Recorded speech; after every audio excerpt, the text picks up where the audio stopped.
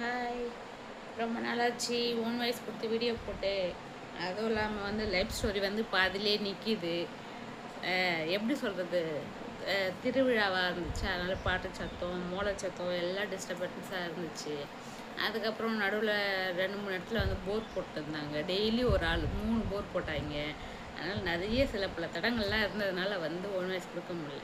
சரி, அதுக்கு அடுத்த வீடியோஸ் வந்து என்ன அப்படின்றத வந்து இதில் இந்த வீடியோவில் கண்டினியூ பண்ணுவோம். கல்யாணம் ஆகி வந்துட்டேன். கல்யாணம் ஆகி வந்ததுக்கப்புறம் டெலிவரி ஆகிடுச்சு. டெலிவரி ஆன பிறகு இங்கே வந்துட்டோம்.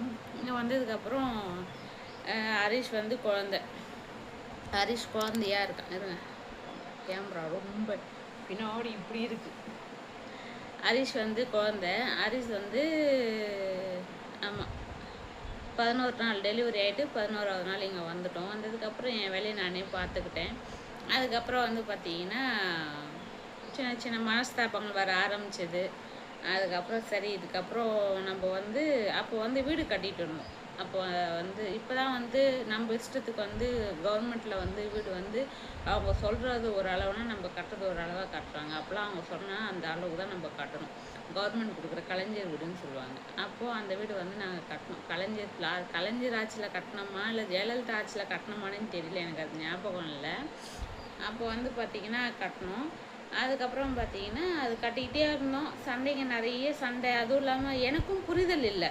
சின்ன சின்ன விஷயத்துக்கெலாம் நானும் சண்டை போடுவேன். அத்தை மாமா கூட தான் சண்டை வரும் அதிகமாக. எனக்கும் எங்கள் வீட்டுக்காரருக்கும் சண்டை வராது. அதே மாதிரி இந்த அம்மாவும் சும்மா இருக்க மாட்டாங்க. எதனா அதை பேசிக்கிட்டே இருப்பாங்க. நானும் எதனா திருப்ப கூட பேசுவேன், சண்டை போடுவேன். தப்பு யார் மேலேன்னு கேட்டால் நான் என் மேலே தான் சொல்லுவேன். ஏன்னா சின்ன வயசு 16 வயசில் கல்யாணம் பண்ணிவிட்டு 17 வயசில் குழந்தை கையில் எதுவுமே தெரியாது. நல்லது கெட்டது எதுவுமே தெரியாது. சொல்லிக் கொடுக்குறதுக்கும் ஆள் கிடையாது.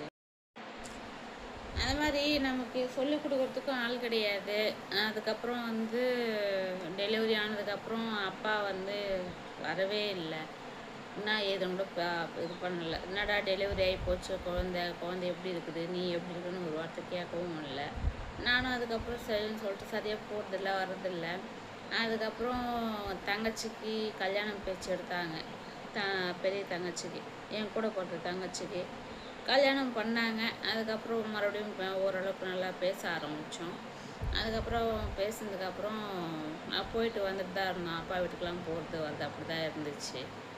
இதே மாதிரி இருந்துச்சு. அதுக்கப்புறம் நாங்களும் இந்த வீட்டுக்கு வந்துட்டோம். தனியாக வந்ததுக்கப்புறம் இந்த தனியாக வந்தால் அம்மா வீட்டிலேருந்து பாத்திரம்லாம் வாங்கி தருவாங்க இல்லையா, அந்த மாதிரி அவங்களும் வாங்கி எடுத்துகிட்டு வந்திருந்தாங்க. அப்போது 2 பேருக்கும் சண்டை. எனக்கும் எங்கள் அத்தைக்கும் சண்டை போட்டுருந்தோம். அந்த டைமில் என்ன ஆச்சுன்னா, எங்கள் அப்பா வந்தாங்க. வந்துட்டு எதுக்கு நீ தேவையில்லாத சின்னவங்க பெரியவங்க மரியாதை இல்லாத பேசுகிற அப்படின்னாங்க. எனக்கு அசிங்கமாக பேசினாலே பிடிக்காது. அந்த அம்மா பேசுறதுக்கு நான் அசிங்கமாக தான் பேசுவாங்க. அது வந்து அவங்களோட இயல்புன்றது எனக்கு இப்போ தான் புரியுது. அது அவங்க ஊரோட வழக்கம். அதாவது அந்த ஊரில் வந்து எப்படி சொல்கிறது, இப்போனா கூட ஓரளவுக்கு நாலேஜாக இருக்காங்க. அப்போல்லாம் வந்து நாலேஜே கிடையாது. எனக்கும் அந்த அளவுக்கு நாலேஜ் இல்லை. ஏன் நான் மட்டும் நல்லா எல்லாம் தெரிஞ்சவங்க நான் சொல்ல வரல. நானும் சின்ன பொண்ணு, எனக்கும் நாலேஜ் இல்லை. பெரியவங்க அவங்களுக்கும் நாலேஜ் இல்லை. பேச்சு எடுத்துக்கிட்டாலே அசிங்கமாக தான் பேசுவாங்க, செய்வாங்க.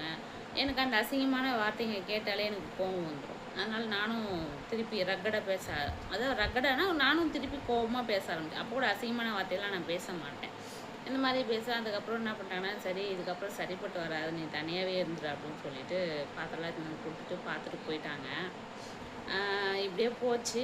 கொஞ்ச நாள் ஆச்சு. அதுக்கப்புறம் இவர் வந்து என்ன பண்ணாருன்னா, எங்கள் அப்பா அப்ளையன்ஸ் வச்சுருக்காரு, ஹோம் அப்ளையன்ஸு. அப்போது வச்சுருந்தாரு, இப்போவும் ரன் பண்ணிட்டு தான் இருக்காரு அப்படின்னு சொல்கிறாங்க. பட் எனக்கு தெரியல. அப்பா கிட்ட பேசி கிட்டத்தட்ட 15 வருஷம் ஆகுது. 15 வருஷமா? ஆமாம், 15 வருஷம் ஆயிடுச்சு அப்பா கிட்ட பேசி நான். அதனால் இப்போ என்ன பண்ணுறாருன்னு எனக்கு தெரியல. அப்போது அப்ளையன்ஸ் வச்சுருந்தாரு. அப்போ இவர் என்ன சொல்கிறாருன்னா, நானும் உங்கள் அப்பா மாதிரி வந்து கடை வச்சுக்கிறேன் அப்படின்னு சொல்லிட்டு சொன்னாங்க. அப்போ வந்து நான் என்ன சொன்னேன், அப்பாவுக்கு வந்து அதில் அனுபவம் இருக்குது. ஆல்ரெடி ஒருத்தவங்ககிட்ட வேலை செஞ்சுருக்காங்க. வேலை செஞ்சுட்டு அதுக்கப்புறம் அதே இடத்துல வேலை செய்யும்போது அவங்களுக்கு அந்த அனுபவம் இருக்கிறதுனால அவங்க செய்கிறாங்க. உனக்கு அதெல்லாம் அனுபவம் கிடையாது.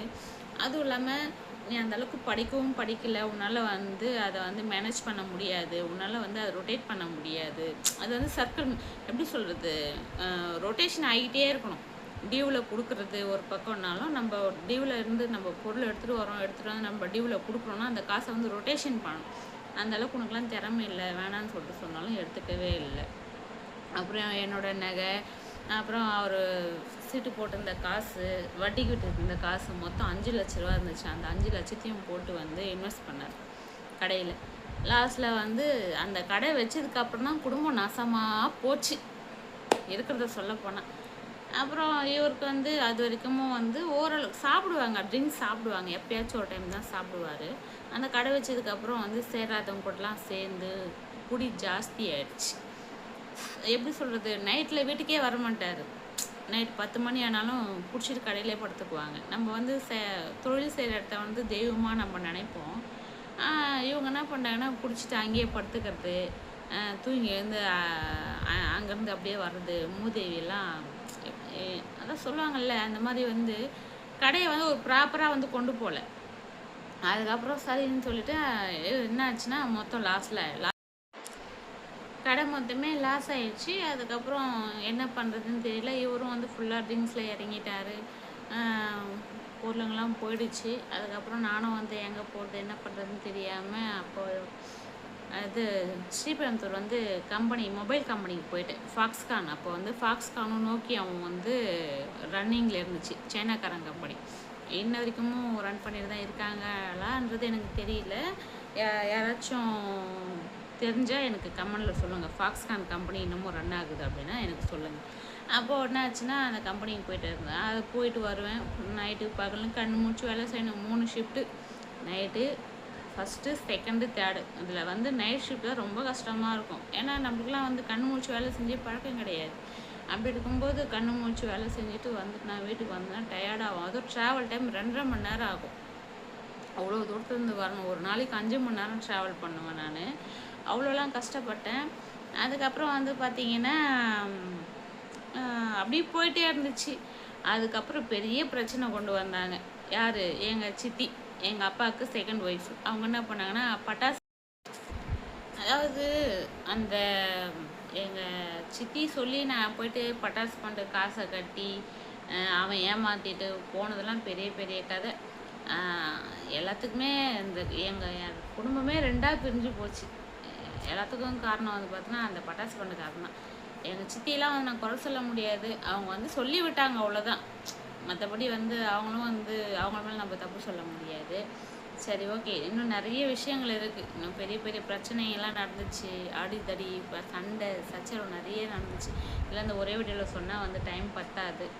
நம்ம வீடியோவை வந்து ஷேர் பண்ணுங்கள், கமெண்ட் பண்ணுங்கள். கமெண்ட் பண்ணிட்டீங்கன்னா, கமெண்ட் பண்ண பிறகு ஹை பட்டன் வரும். அந்த ஹை பட்டன் கொடுத்தீங்கன்னா நம்ம சேனல் வந்து நிறைய பேருக்கு ரீச் ஆகும். நம்ம சேனல் இன்னும் வந்து நிறைய பேருக்கு ரீச் ஆகலை. கொஞ்சம் தயவுசெய்து ஹெல்ப் பண்ணுங்கள். நீங்கள் அதாவது லைக் பண்ணுறீங்களோ இல்லையோ, அந்த ஹை பட்டன் மட்டும்னாச்சும் கொடுங்க தயவுசெய்து. ஏன்னா நம்மள மாதிரி சின்ன சின்ன யூடியூபர்ஸ்லாம் வந்து வளரணும் அப்படின்னா உங்களை மாதிரி ஆளுங்களால தான் நாங்கள் வளர முடியும். அதனால் தயவுசெய்து கொஞ்சம் சப்போர்ட் பண்ணுங்கள். முடிஞ்ச வரைக்கும் ஷேர் பண்ணுங்கள், கமெண்ட் பண்ணுங்கள். ஓகேங்களா? மீதி வீடியோவை இன்னொரு நாளைக்கு பார்ப்போம். பாய்.